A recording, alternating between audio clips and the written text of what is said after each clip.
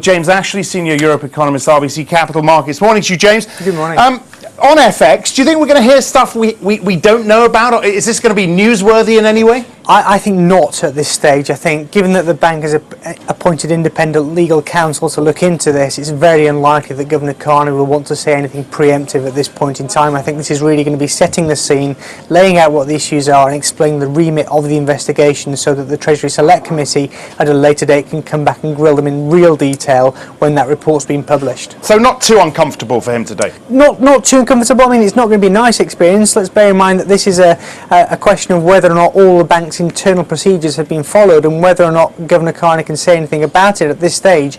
It's not going to be a particularly comfortable session, but I don't think he's going to be subject to an undue degree of torture. Okay, I guess for you guys as well. I mean, the bank's got what, 3.4, 3.5% growth targets for this year. You guys, the economists, want to know what's behind that. Yeah, absolutely. I mean, that seems really punchy. If you look at the consensus, then that's above anybody else in the consensus, and it's really quite puzzling why they're quite so optimistic on the growth outlook. But let's bear in mind that even with such a strong growth outlook, they still have inflation falling below target at the 2-year horizon. So if growth does come in weaker than expected, then that undershoot is going to be really even more pronounced. All right, German trade numbers out this morning. The surplus has fallen a little bit.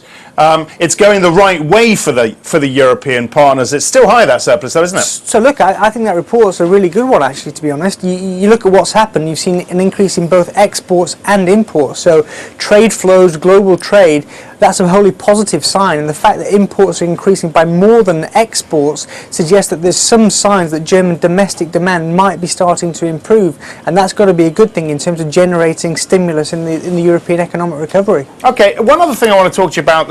Obviously, this banking union, finance ministers have got to finalise things today. How hopeful are you on that, or are you one of the sceptics? So it does look as though there is significant progress being made. I think from reading between the lines from what Eurogroup President Dijsselbloem said, I think the Euro area finance ministers are now broadly on the same page. Hopefully the non-Euro EU finance ministers, so the ECOFIN, can sign off on that today, and then we go to the European Parliament tomorrow. I think there's a reasonable chance that by the end of this week we could have a breakthrough.